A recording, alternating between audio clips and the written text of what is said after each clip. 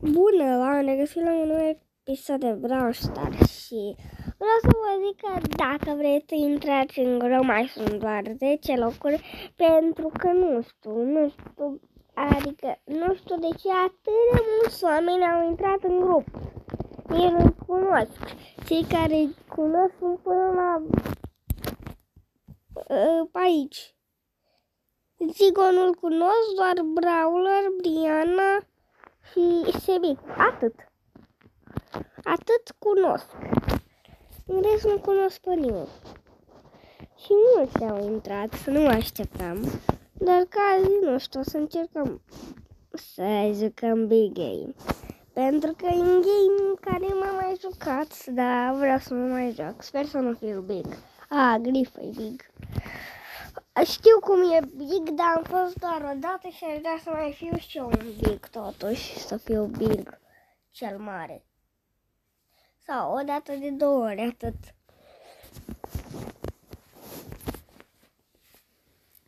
Dar faza e că m-am jucat doar de câteva ori, nu m-am jucat de 10 ori. De 10 ori nu m-am jucat.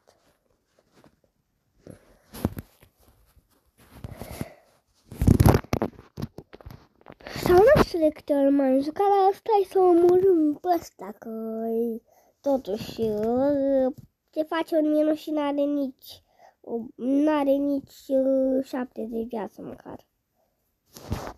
I-am făcut eu 7-6.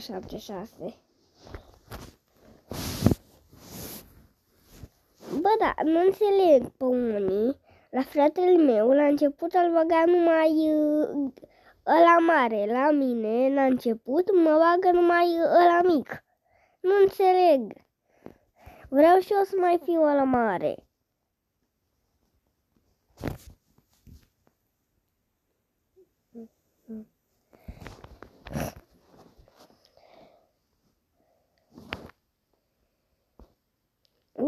Dă hit-ul mare, Colt. Bine, știam. Doar că RIP Creator Colt. RIP Creator Colt. Doamne, n-are nici 4 de viață și se termină meciul. Doamne, ferește. Sau nu, n-are nici măcar 50, frate. Măcar 50 să aibă și sunt ceva de fericit un pic. Yes, a trecut de 50, 45. Sunt fericită, nici trebuia să câștigăm.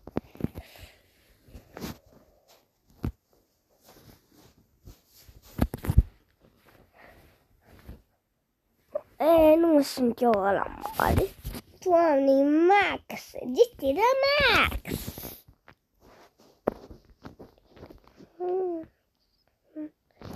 Disti de Max!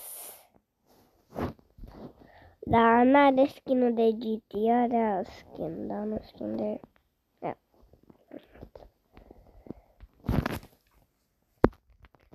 Eu nu mai știu cum zice Max, eu mai știu cum zice doar skin-ul lui GT Max.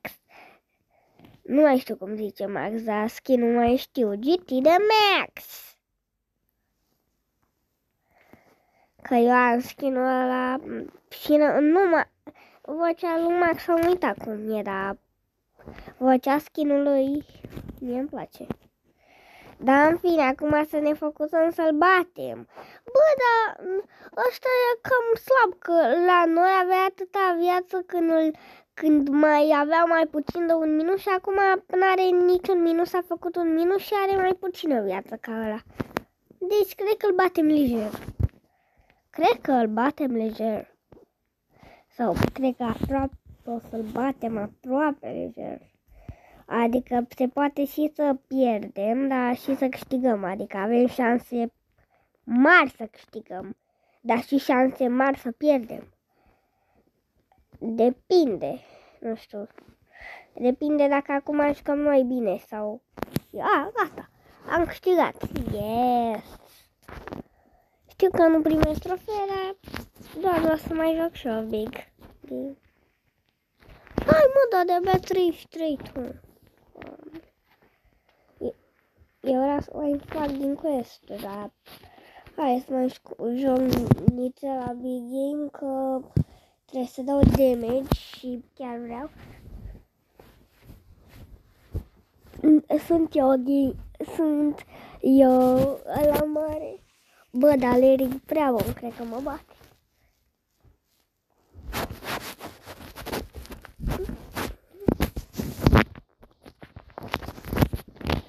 Deși ești mai mare dacă ești la mare. Oh my god. Da, nici eu nu știu să joc ca la mare. Că nu știu să joc ca la mare pentru că n-am fost la mare. Am fost doar de o dată. Doar o dată am fost la mare sau de 2 ori. Și de-aia nu știu să joc. Nu îmi regenerez viața cu asta mare, dar măcar încerc. Hai că o să fie un meci care mă omoară, dar după ce omor eu, o să mai pot să stau și eu un pic fără să mă omoară ăștia. Hai că mai rămâne Larry care e enervant, dar mai rămâne și fratele lui să-mi dea de mici. Eu dar nu mai bag în tufiș că vreau. Da, nu știu ce am făcut. Dă-i așa, dă-i la. E leun pe aici, pariez. Uite. Era invizibil dacă n-ați văzut când s-a făcut. Hai, că am șanse să câștig. 30. Luca e ce? Sau nu știu ce scrie acolo. Dar bine că ăla, leonul ăla stă AFK. Hai, doar 15 secunde. Te rog să câștig. Te rog. Câștig. Yes, o să câștig. O să câștig ca Big, că n-am câștigat. Când am fost Big Game de data aia, n-am câștigat. Și 21 am văzut că am omorât. Yes. Niște coins. Bun, acum cam mai am nevoie doar de PowerPoints și pot să le agrabdez pe col să-i fac hiperul. Asta e foarte tare.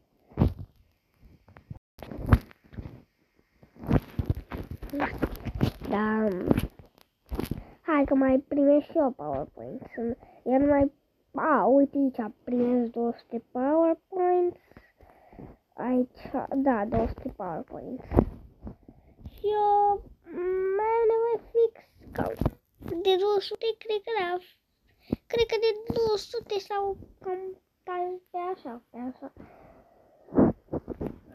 Dar eu nu mai trebuie să fac Big Game acum, dar vedem aici ce facem. Cu ce am quest eu? Și-mi place. O să joc un Gem Grab. Și cu ce brawler joc eu? Nu vine să cred. Prima dată în viața mea când am quest cu Larry, Ems am mai avut, dar hai că joc Ems.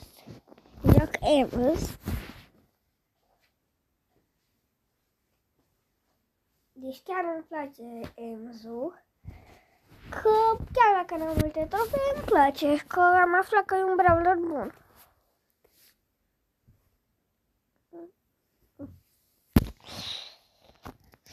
Da, nici eu n-am GG, n-am nimic și nu prea știu să joc Ems. MZ, cum zice Luca. MZ.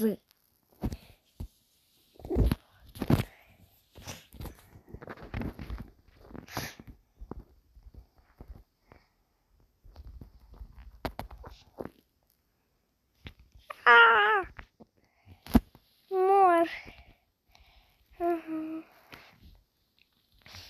Mi-am făcut odată ultimata, mi-o fac chiar aproape, adică mai dau un...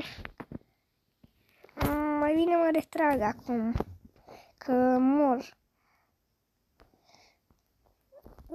Gata, am multă iar.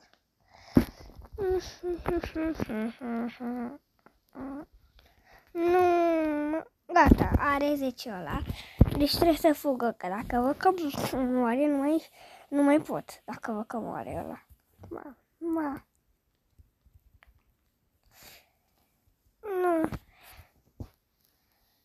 Hai să mai fac cu eu ultima o dată. Era să mi fac. Dar vezi că am jucat bine ca Ems. Am dat aproape cel mai mult damage, pe locul 2 cel mai mult damage.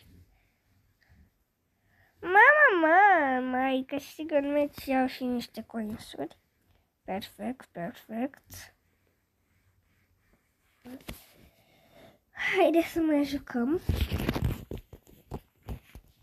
Că chiar văd că ne descurcăm la gemul de poems. Au melodii nebați, au melodii Bull Max. Să sperăm că nu știu să joace nici Bull, nici Max, nici melodii, că dacă știu ne bat. Se pare că nu prea știu să joace, deci sau vedem dacă știu să joace.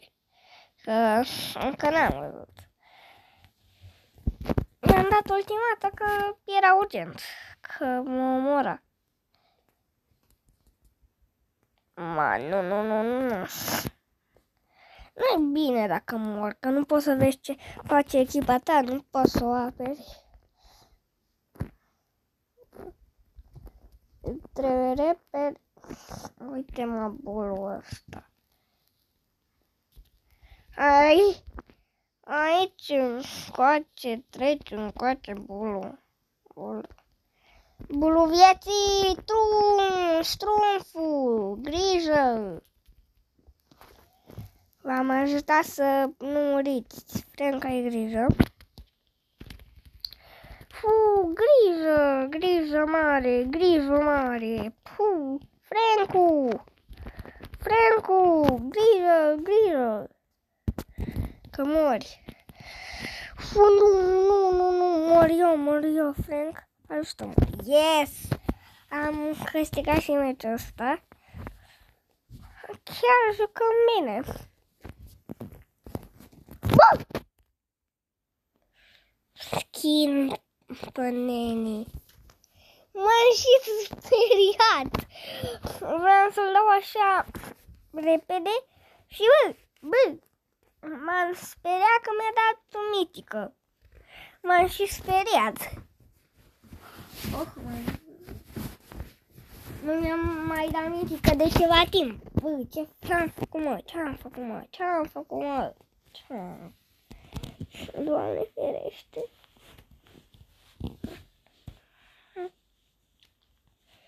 Ok. Acum joacă ăștia mai bine decât noi, dar... Bă, joacă bine joacă bine la gem greb, adică e bună Ems la gem greb, chiar e. Și am și echipă bună, nu numai eu joc bine, chiar am și o echipă foarte bună. Nu zic, chiar am. Bine, am echipă extrem de bună. Și asta chiar îmi place. Știu că am mai zis-o de 10 ori, dar în fine.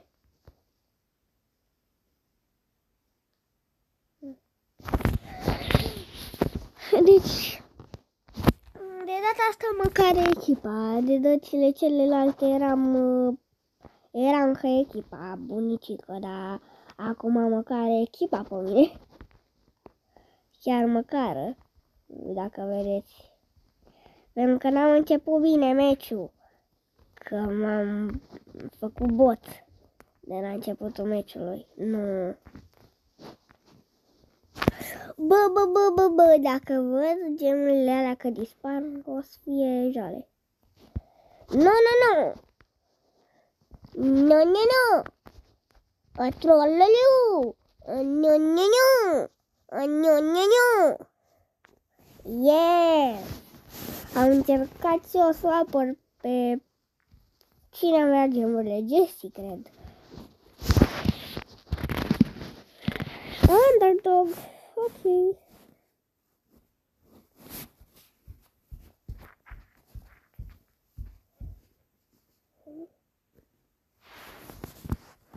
vezi că coenzi chiar fac trofee. Și unde-i Ems? Unde-i... Stai, Ems e aici sus. Stai să văd. Ems la trofee mari, adică 200 am. Și gangele din ăștia, dar eu sunt după ce nu fac quest-ul cu Ems. O să-mi fac quest-ul cu Larry, quest-ul cu Nita, quest-ul cu Derry, quest-ul cu Poco, cu Ben, cu Tara, cu Max, cu Max, cu Gale, cu Piper, cu... Prima dată văd că am quest cu Angelo, cu Mortis și cam atât. Bă, dar eu nu prea știu să joc Angelo, asta-i fara.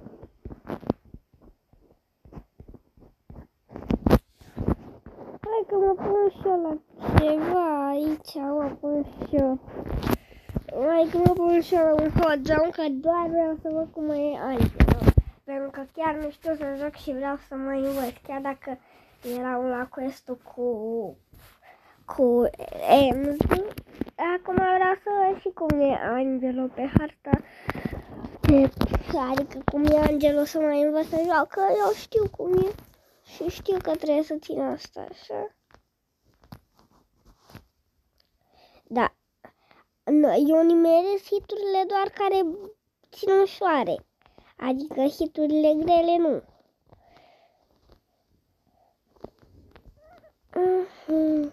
Arta asta nu-i bună de Angelo dacă nu știi să joci decât să stai.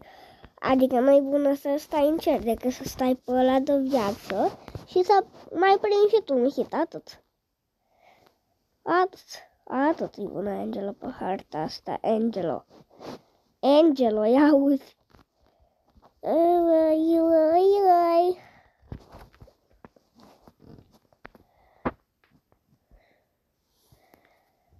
Hai mă.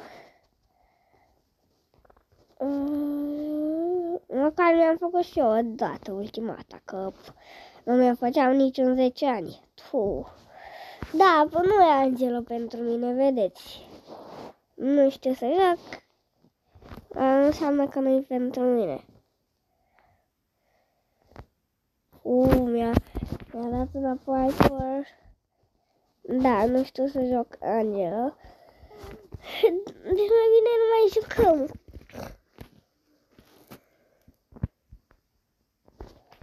Doamne. Level 6, stai să upgradez.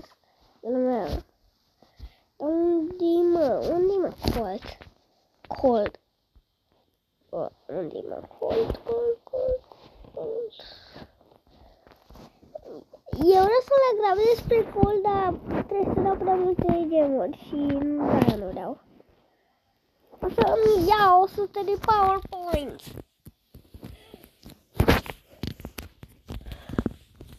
O să-mi dau 100 de PowerPoints, o să-mi iau, deci e foarte bine. O să-mi dea și cred că o să mai am 20 și ceva, să dau 20 ceva, da.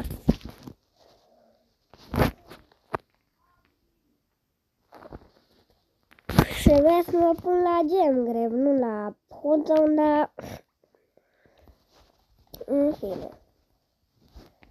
Că nu prea mă pricep să joc la hot zone. Hot zone chiar e o mapă care nu prea... Doamne, ce scut mai e și ăla pe Daryl, mă? De-abia știam că Daryl dacă are skin-ul ăla, are scutul atât de funny. Nu mai pot. Cel mai tare scut. Ai, Daniu, juga. Au!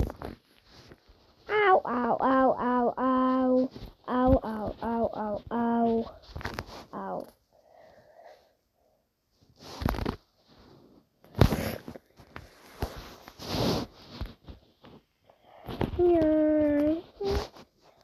Bravo! El primo! Și eu mă rog de prietena mea de 2 luni să facem un short. Pe Minecraft legat de Brawl Stars, nu vă zic mai multe. Adică nu legat de Brawl Stars cu Brawlerul El Primo. Și nu vă zic mai multe. Sau un videoclip mai scurt. Nu vă zic mai multe, dar vreau să fac asta și în orice zi găsești o scuză să nu facă. Într-o zi, uite eu să o sun. Într-o zi are tableta la reparat. Într-o zi nu poate să vorbească. Într-o zi nu poate nimica. Și nu mai facem nimic. Și nu mai facem short-ul ăla. O rog de o grămadă de timp.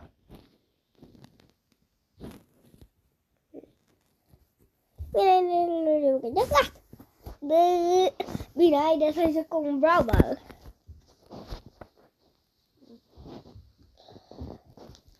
Și eu am lăudat asta pe WhatsApp că a luat-o pe Macy. Da, a luat-o pe Macy. Și chiar sunt bucuroasă pentru că a luat-o ea pe Macy, pentru că e un brawler bunicel Macy. Serios. Chiar dacă nu m-am jucat niciodată cu Macy, știu că e un brawler bunicel din ce am mai văzut eu. Să-mi ziceți și voi în comentarii dacă o să fie deschise. Să-mi ziceți și voi dacă Magic e brawler bunicel, doar că, nu știu, eu nu joc bine în harta asta. Nu joc bine pentru că n-am dat niciun hit până acum și ai mei au deja ultima dată și eu n-am dat nici măcar un hit. Bine, am dat un hit, dar n-am nimerit. Ai, gata. Nu mai pot să zic că n-am nimerit niciun hit, dar n-am nimerit 2 hituri, că un hit am nimerit. Pro și-a făcut ultima dată de 2 ori. Pro, ăsta cu numele Pro. Nu.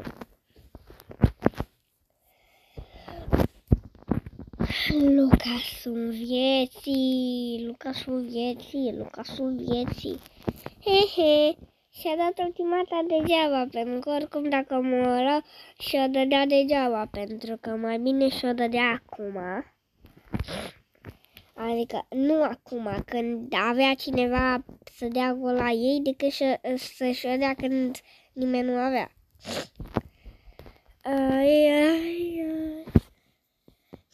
Hai, Pro, că de-aia ești pro, să aperi. Pro!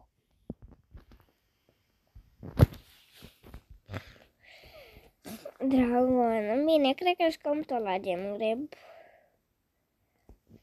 Chiar dacă e cam ceva rău, cred că jucăm tot la Gem.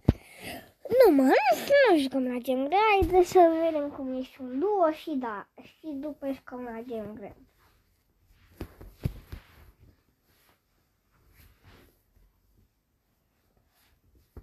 De ce nu să jucăm și un duo de gașcă? Și brawler, cred că aia e tot Macy sau... Da, e Macy, mă, e Macy. Am uitat că la ăsta te spawnezi în 10 secunde, în 2... Nu, în 50, mă. În 15, în 20.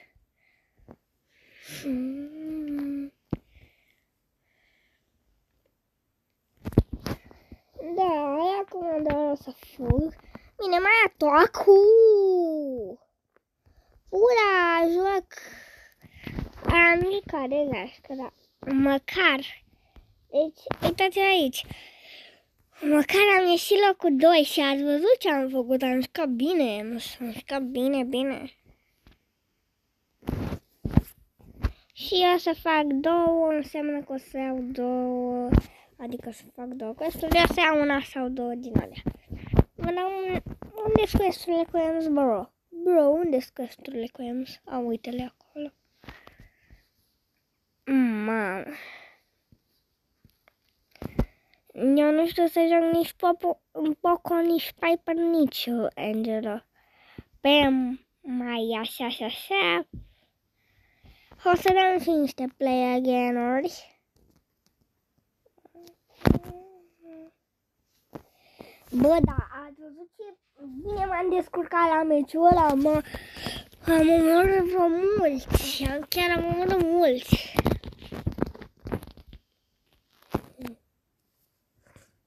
David e AFK.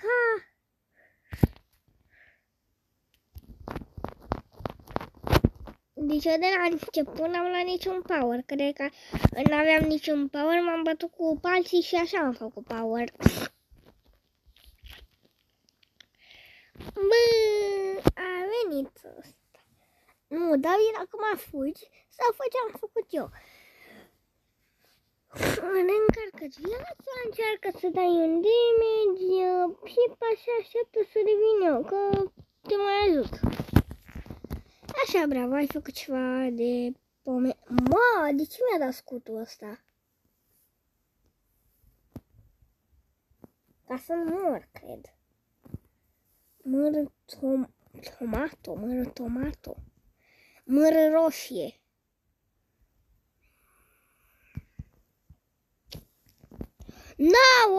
Doamne, Davide, fugi. Doar eu mai exist, David nu mai există, îmi pare rău de el. Era unul echipier de gașcă. De gașcă, adică foarte bun, că o să aibă prea multe. Uite-l, mă. Câte o să aibă. David, ai grijă! Băi, Davide, m-ai lăsat singură! Nu, m-a omorât, bă.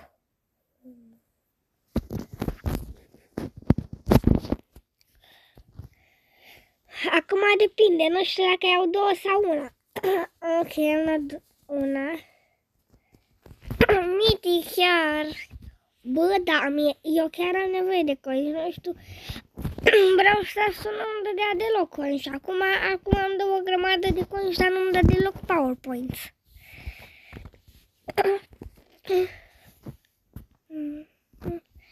Că eu să iau și ăsta pe... Pot să iau și ăsta pe colt. Și pot să iau pe colt la ce aș vrea să iau eu reload și după aici GG, asta. Dar nu le iau acum.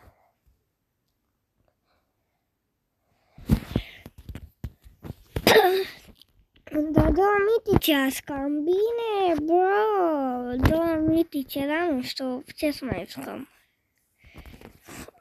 O să-mi pun un Pam sau Gale. Hai că-mi pun Pam. Denis, lasă-mă în pace. What? Stai.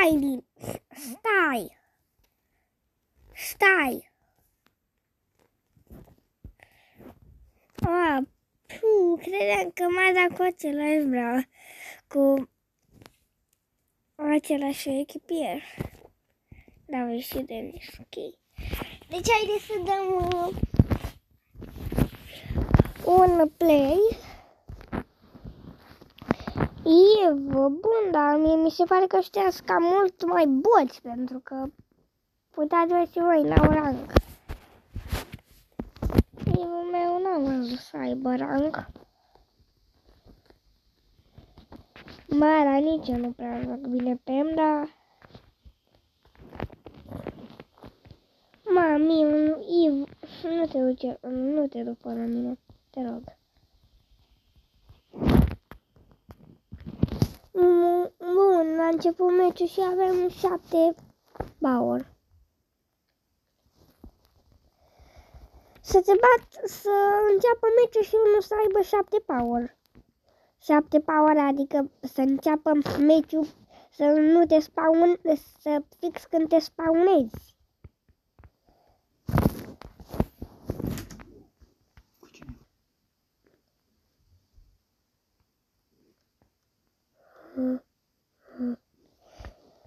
Trebuie să ne ascundem aici. Are 0, drăguța.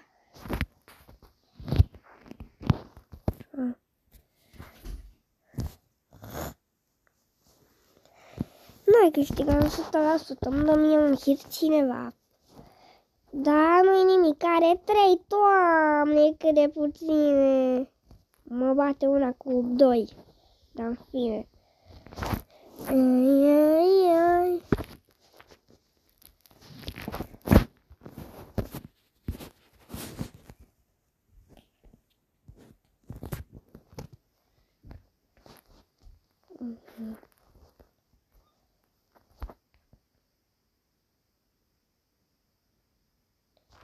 Cum adică win 3 battles?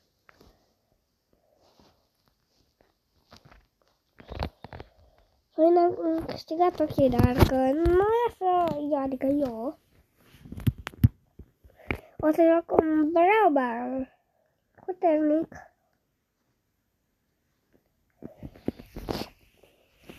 Și nu știu, la noi intră oameni în club care nu știu cine intră, dar dacă jucați.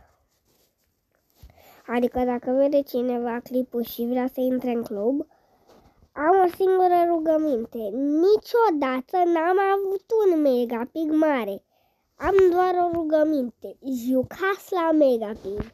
Asta e singura mea rugăminte. Puteți face orice. Absolut orice. Nu mă interesează ce faceți, dar doar să jucați la megapig. Dacă nu jucați toți, nu vă dau kick, dar măcar să jucați un meci sau ceva așa, să încercați să câștigați un meci sau măcar să încercați să jucați. Că puteți să jucați și mai puțin, dar măcar să avem un megapig măricel, că eu cam aproape niciodată n-am avut megapig chiar foarte mare. Am avut doar pe Burger Star mic am fost, dar în rest, nu. În rest chiar n-am avut megapig mare. Pentru că nici pe Burger Star mic 2 când s-a băgat megapigul chiar n-am avut. Am avut doar 15 star drop-uri.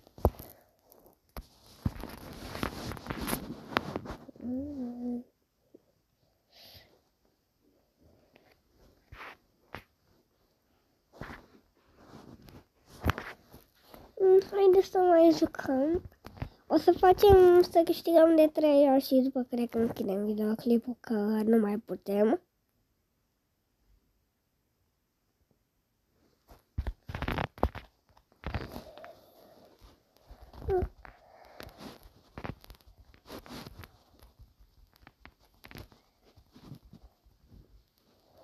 Bine că Frank a dat ultima dată degeaba, sper să nu mai aibă. Că așa mi se întâmplă și mie, nu mai am Frank. Da, nu mai are yes.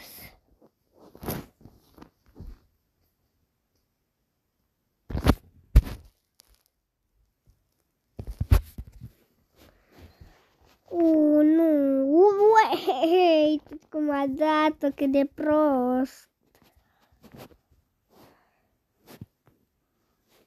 Wait a second. Deci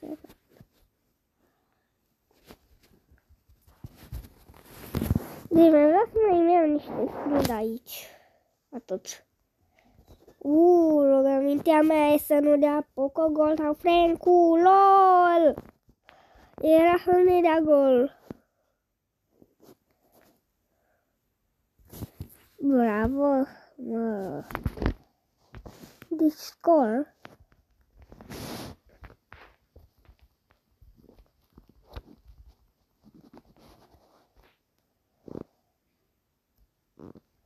Yes!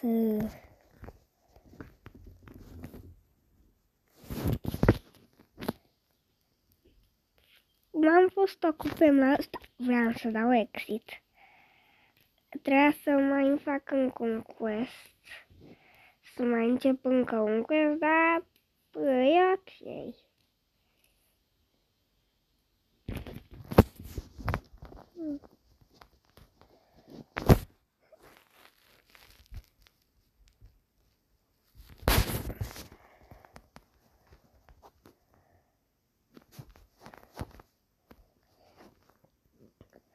La mine pe canal nu prea o să vedeți opening-uri, dar poate când o să fiu mai mare o să fac opening-uri, că acum nu vreau, pentru că eu când fac un tire mă duc direct la el, nu știu de ce, dar n-am răbdare să stau să am atât de multe chestii pe acolo și să nu le deschid. Mai ales, bine, startup-urile uneori mai fac. Yes, no. Am făcut toate quest-urile, adică astea care vreau să le facem. O iau și pe Melody, o să iau în curând. Ne revedem data viitoare. Pa, pa!